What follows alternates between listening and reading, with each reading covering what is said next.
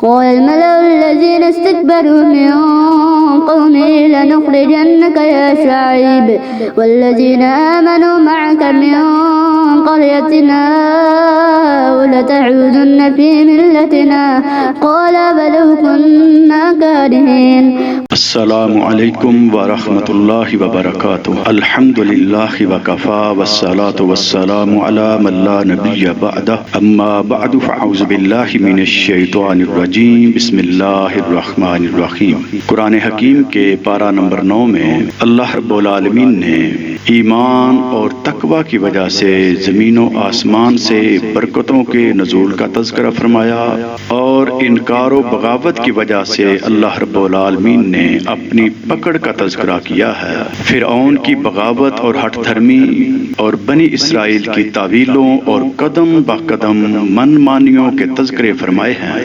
اللہ رب العالمین نے ہفتہ کے دن مچھلیوں کو نہ پکڑنے کے حکم پر ان کی تعویلوں کا تذکرہ کیا، اور اپنے ہاتھوں سے زیورات کو پگھلا کے چھوٹا سا بت جو کہ بیل کی شکل کا تھا اس کی پوجا کا ان کا انداز واضح کیا ہے. اور اللہ رب العالمین نے پھر ان کی ان بغاوتوں اور سرکشیوں کی وجہ سے ان کو ذلیل بندر بنا کے دنیا کے لیے عبرت کا سامان پیدا کیا ہے. اور اللہ رب العالمین نے وہ بھی تذکرہ کیا کہ جب پہاڑ کو اٹھا کے ان کے سروں پہ اس انداز سے کھڑا کر دیا جیسے سائبان ہوتا ہے، اور محسوس ہوتا تھا کہ چند لمحات کے اندر اندر یہ پہاڑ اوپر سے نیچے آئے گا اور ان کو پیس کے رکھ دے گا. اسی طرح اللہ رب العالمین نے اپنے اس پارہ کے اندر اپنے آخری نبی جناب محمد رسول اللہ صلی اللہ علیہ وسلم کا تذکرہ فرمایا کہ سابقہ انبیاء رسول اپنے خاص وقت کے لیے اور خاص علاقہ کے لیے آیا کرتے تھے.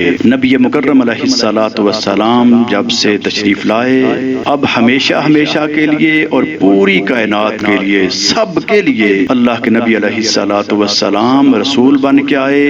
اللہ رب العالمین فرماتے ہیں قل یا ایھا الناس انی رسول اللہ الیکم جمیعا، کہ آپ کہہ دیں بے شک میں تم سب کی طرف سب کے لیے اللہ کا رسول ہوں. تو اس لیے نبی مکرم علیہ الصلاۃ والسلام کے تشریف لانے کے بعد کوئی یہودی، عیسائی یا کسی دین کا پیروکار اس وقت تک کامیاب نہیں ہو سکتا جب تک کہ پیارے پیغمبر جناب محمد رسول اللہ صلی اللہ علیہ وسلم کی شریعت کو اختیار نہ کرے. اسی انداز سے اللہ رب العالمین نے اس پارہ میں سورہ انفال کے آغاز میں ملت اسلامیہ پر ایک بہت بڑی اضافی نعمت کا تذکرہ فرمایا جو کہ سابقہ امتوں پر حلال نہ تھی بلکہ ان کو جلانا پڑتا تھا. وہ ہے جب مارکہ حق و باطل کے اندر کوئی مال و متاع حاصل ہو جائے تو اللہ فرماتے ہیں کہ اس کو 5 حصوں میں تقسیم کر کے 5واں حصہ بیت المال میں جمع کر دیا جائے، 1 حصہ پیدل کو دیا جائے اور 3 حصے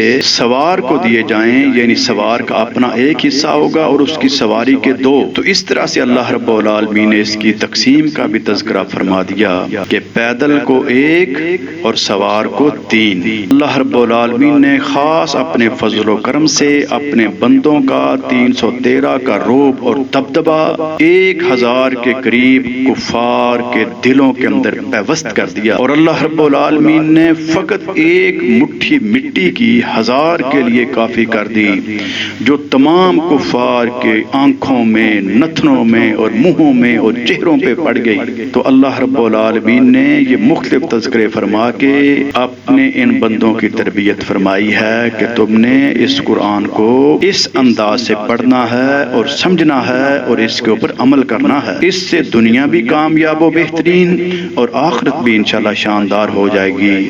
اللہ ہمارا یہ مقدر بنا دے. وآخر دعوانا ان الحمد للہ رب العالمین.